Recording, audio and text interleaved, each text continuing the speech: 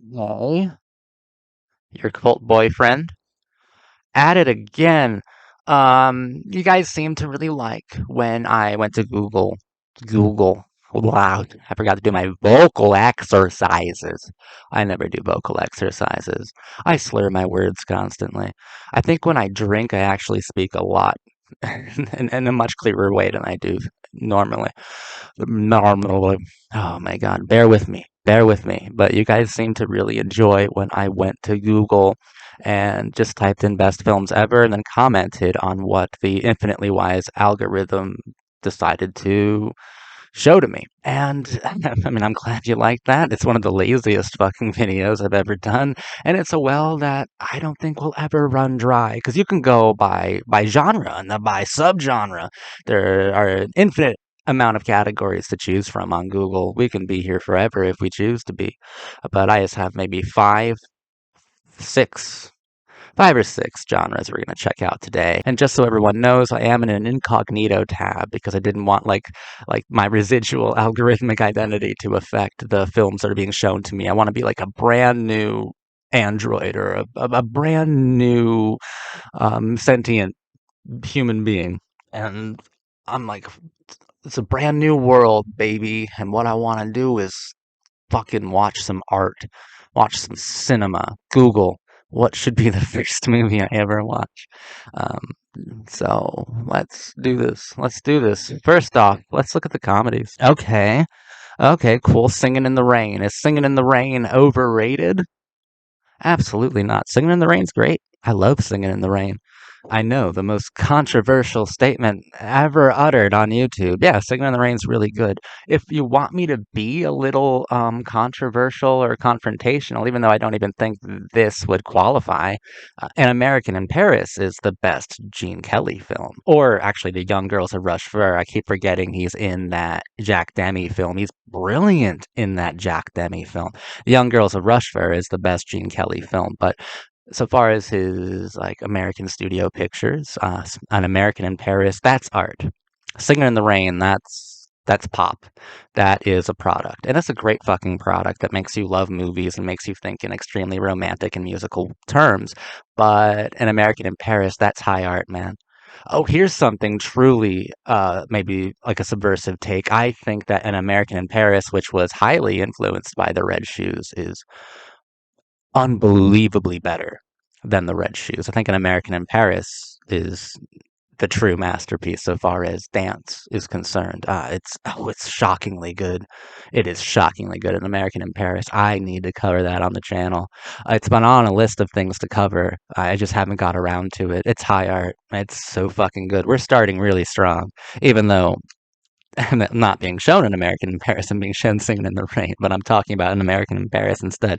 Welcome to my channel if you're new. This is how things go. I hardly stay on topic. Some Like It Hot is brilliant. I love Marilyn Monroe. Billy Wilder is an intensely good filmmaker, and Some Like It Hot is one of Marilyn Monroe's best. I think her best film is Bus Stop, but Some Like It Hot is such an enduringly funny film. And Marilyn Monroe, she sends me into a religion. It's a religious experience every time I see her on screen. She's outrageously perfect. Just one of those people, one of those things that had to be photographed or documented, or else you would never believe they ever truly existed. And that's Marilyn Monroe. No one's ever been able to captivate the screen quite like Marilyn Monroe. But what gets Marilyn Monroe in the lexicon in such a like in such an eternal way is that comedy is such an incredible genre because if you can make someone laugh, I think it's tantamount to making someone cry, and that's like such a sensitive and deep connection that you're able to make with someone. And Marilyn Monroe is not only one of the most beautiful women ever, but she was an extraordinary comedian. There is a tragicomic genius to Marilyn Monroe, and when she gets you to chuckle, when she gets you to genuinely laugh, which she will in films like Some Like It Hot and Bus Stop, and The 7 Year Itch as well, the other Wilder film that she starred in. Once she gets you to laugh, then you've formed like a truly unending devotion to the symbol, to the icon, to the starlet. Some Like It Hot, it's a masterpiece. It's great. It's a Wonderful Life is also a masterpiece. Frank Capra is one of my favorite filmmakers ever, but While it is a masterpiece, it's Frank Capra's least impressive masterpiece. We have to remember this is not prime Capra. This is a good 10 years after his prime. I think his other films like God, It Happened One Night, Lost Horizon, Mr. Deeds Goes to Town, Mr. Smith Goes to Washington, You Can't Take It With You. These are all masterpieces that are superior to It's a Wonderful Life. But It's a Wonderful Life is great. Donna Reed is fucking smoking hot. Sorry, I just couldn't control myself just thinking about her. That's the most unbelievable thing about the film. Like, how could anyone ever be upset when you've got Donna fucking Reed waiting for you at home, you ungrateful swine? But It's a Wonderful Life is good. It's, to me, I like to view it, it's like, okay, so It's a Wonderful Life is to Capra what Amarcord was to Fellini. An excellent, kind of late career film that is full of nostalgia and sentimentality, and each director's unique philosophy.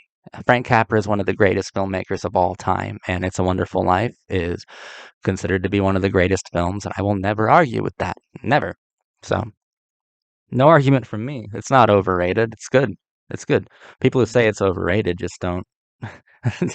I don't know. Like that's the most boring club to be in. Imagine being defined by your rejection of It's a Wonderful Life or by of Frank Capra. Like fuck you.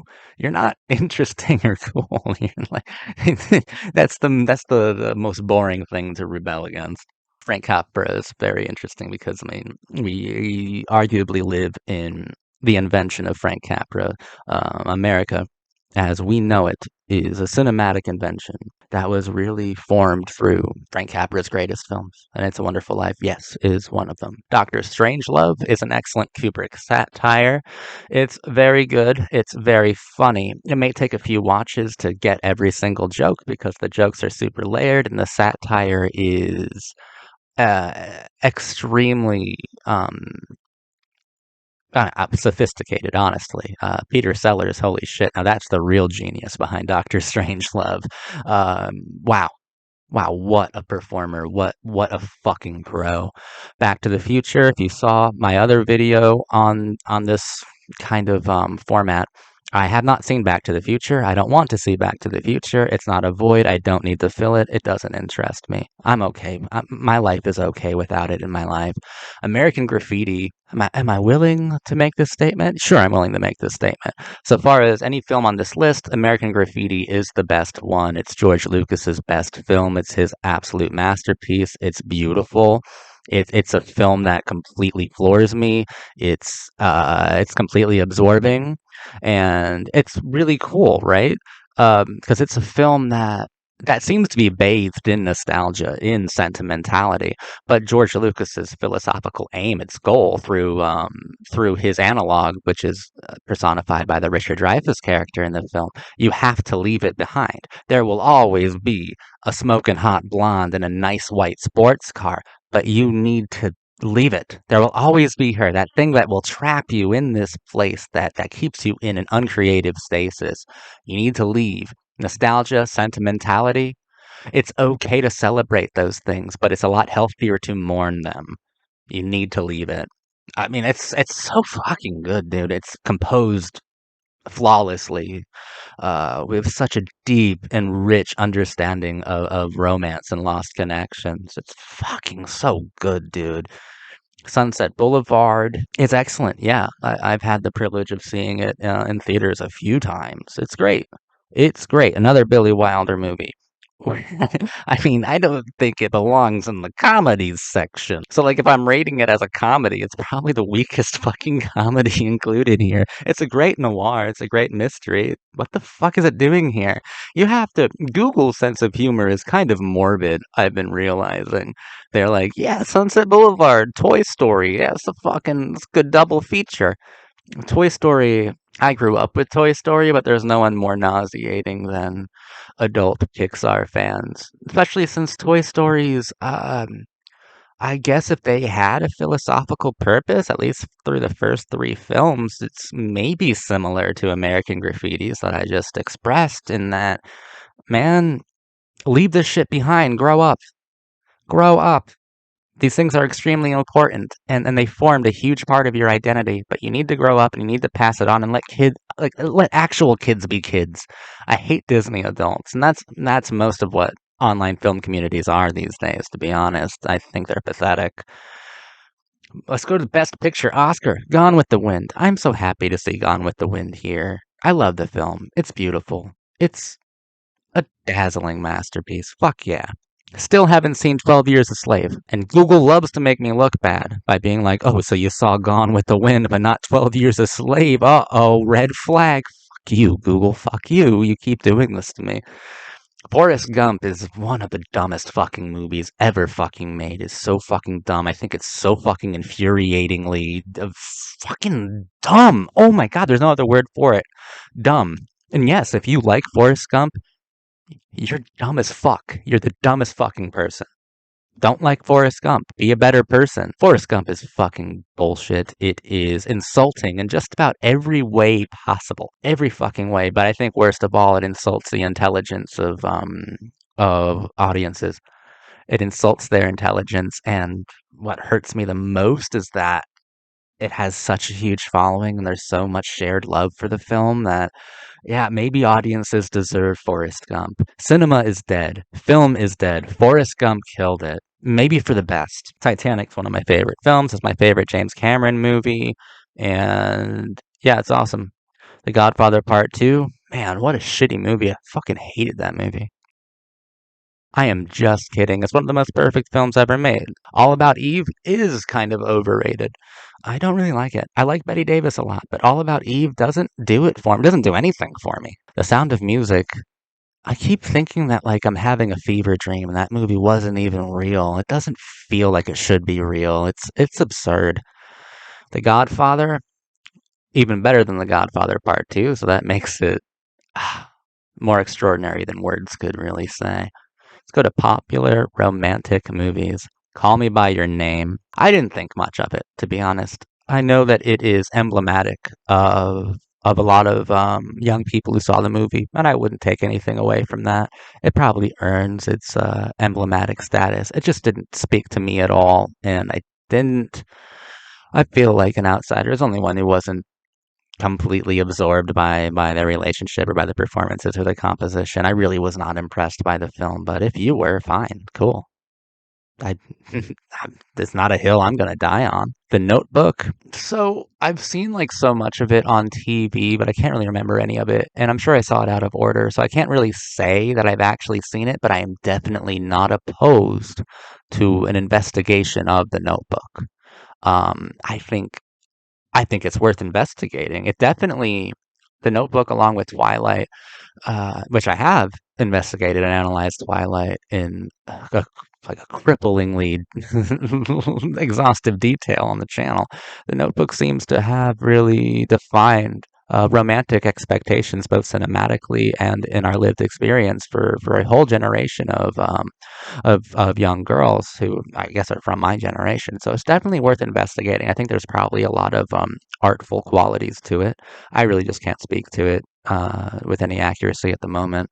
10 Things I Hate About You is unbelievably good. That's an unbelievably good film. I love it to death. A Star Is Born, I have never seen. I never will see. I can't imagine a film that is less interesting to me. I'm so unengaged. I'm so disengaged when it comes to fucking A Star Is Born. I will never watch it. William Shakespeare's Romeo plus Juliet, the Baz Luhrmann film. I love that movie.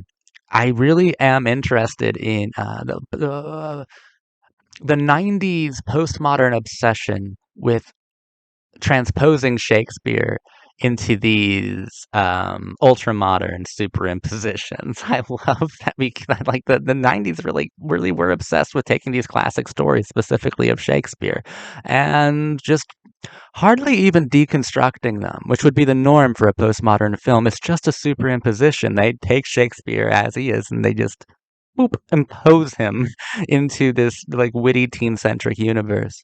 And I loved it. I thought they said a lot of interesting things through that sort of visual vocab. Brokeback Mountain. I don't like Brokeback Mountain. I think the performances are mostly good. Michelle Williams, over here, we fucking ride or die. Michelle Williams for life. She could do no wrong. She's extraordinary in the film. So is Anne Hathaway and Heath Ledger. Jake is a fucking weak link. Let's be real. But the true weakest link is Ang Lee. I hate Ang Lee's direction. I hate his composition. One of the most overrated directors of all time. This isn't even his worst film. I wouldn't even be able to tell you what his worst film is. The Ice Storm annoys me the most. He is so fucking like gross as a director. I don't mean gross like offensive. I just mean he's like pandering and he's obnoxious and he's artless. I don't like him at all. Like there's sophistry, right? I fucking hate how fake I feel every Ang Lee film is. He just feels so fucking contrived and I hate him. Okay, whoa, chill out. Dirty Dancing. Moment of truth. What do we think about Dirty Dancing? You know, new rule for the channel. Always side with Swayze. If Swayze comes up, you always side with Swayze. Or else you're on the wrong side of history, baby. Dirty Dancing is great then. No one put Swayze in a corner. La La Land, I haven't actually seen La La Land. Is that Damien Chazelle? Because I've never seen a Damien Chazelle movie.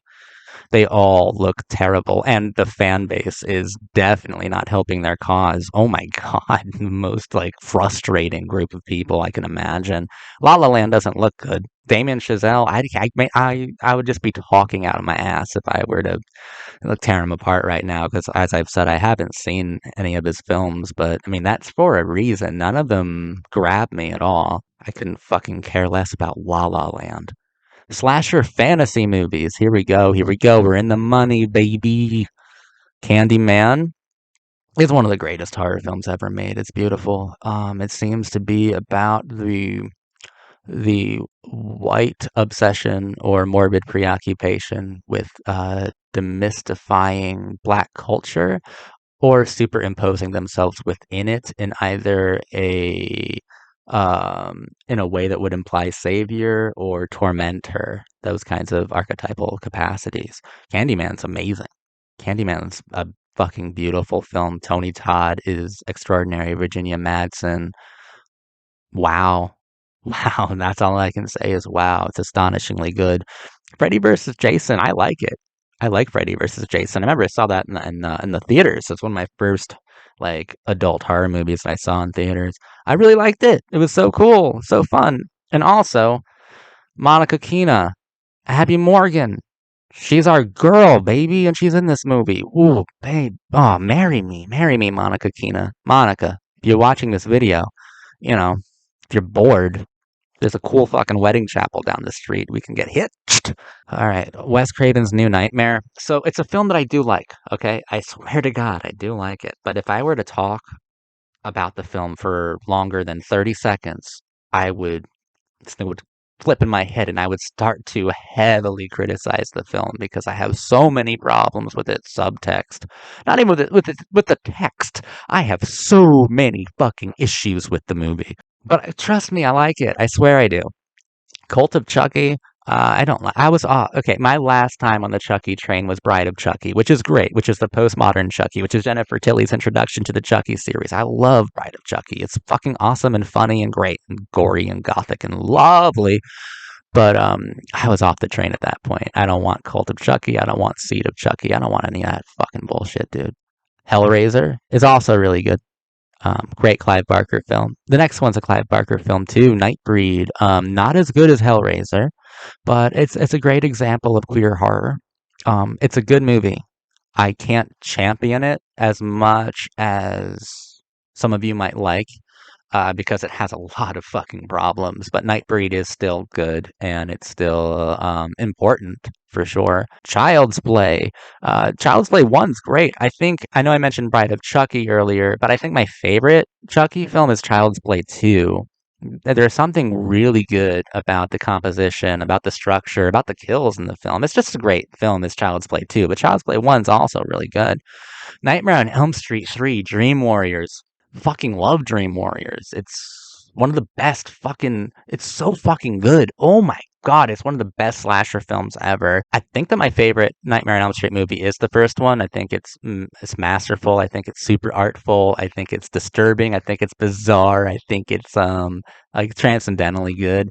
But Dream Warriors, Freddy fans will like testify to the idea that Dream Warriors is almost just as great. There's a lot of so much fucking good in Dream Warriors. It's unbelievable. It's incredible. It's also a masterpiece. Fuck it, I give it that title now. Around teen slasher movies now. Fear Street, Part 1, 1994. I've been wanting to reinvestigate Fear Street because while the Fear Street series does feel a bit like inhuman, it feels like an algorithm fucking vomited up nostalgia, like repackaged and repurposed as something that's edgy and trendy. It does feel that way, but I've only seen the films once. But there's still something I can't really place. There is something special about them. I don't know what it is yet. I do know that the one that's based in the 70s is better than the one from 1994, but there is something to them. I need to reinvestigate them.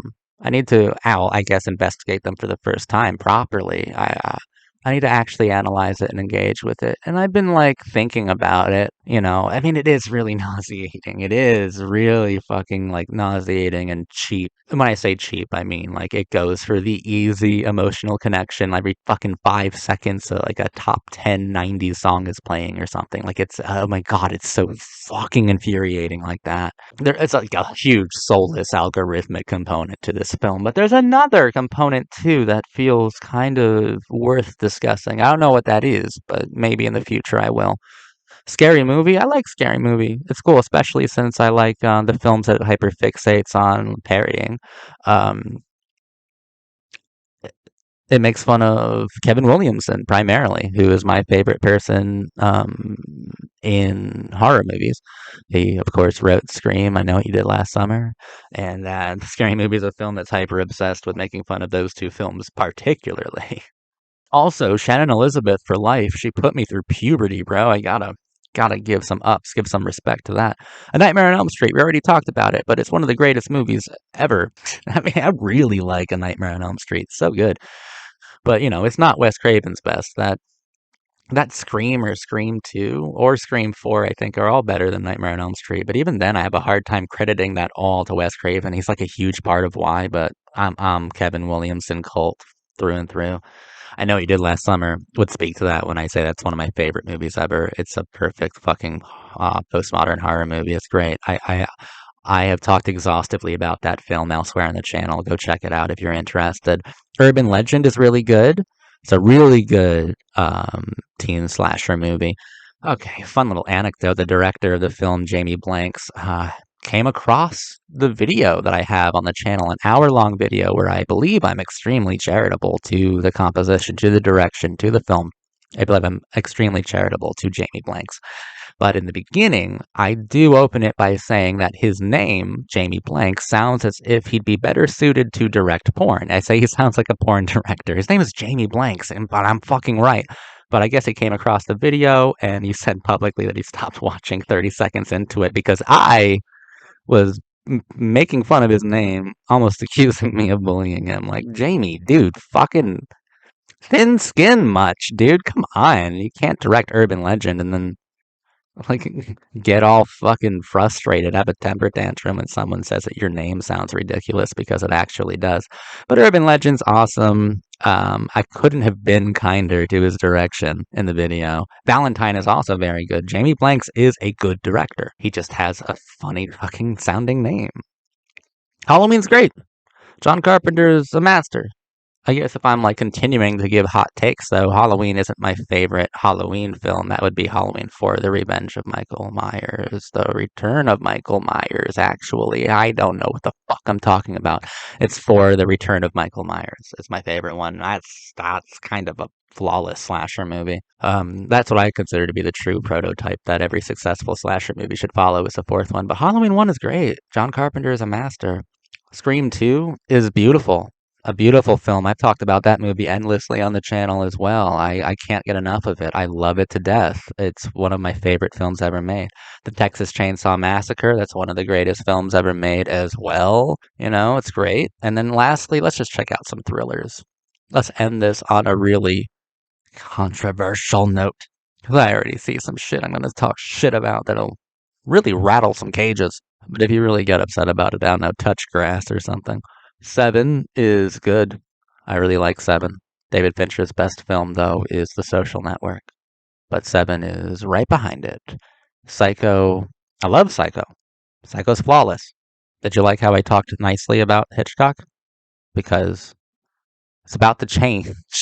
Hold on to your seats. Vertigo's a piece of shit. It's boring. It's Hitchcock spreading way too little over too much. And oh my god, he thinks it's so sophisticated and there's a whole cult surrounding it. Man, fuck off. Vertigo is boring. Vertigo is embarrassingly simple, but it thinks it's so fucking much. It's so bad. I hate it. I hate it. I hate it. And yeah, I've watched it like 10 times. Every time I watch it, I dislike it a bit more. And since I've watched it so many times, trying to find the magic that the legion of Hitchcock, mindless Hitchcock fans say is within the film, I've gotten to the point where I loathe it and its followers. North by Northwest also isn't good. It's not good at all. Let me try to save myself now and say that Alfred Hitchcock is unquestionably a master. He's almost a prodigy. My favorite Hitchcock films are like Rebecca though, and Shadow of a Doubt, and Psycho even. Like I do love Hitchcock films. They just don't tend to be the ones that get most of the spotlight.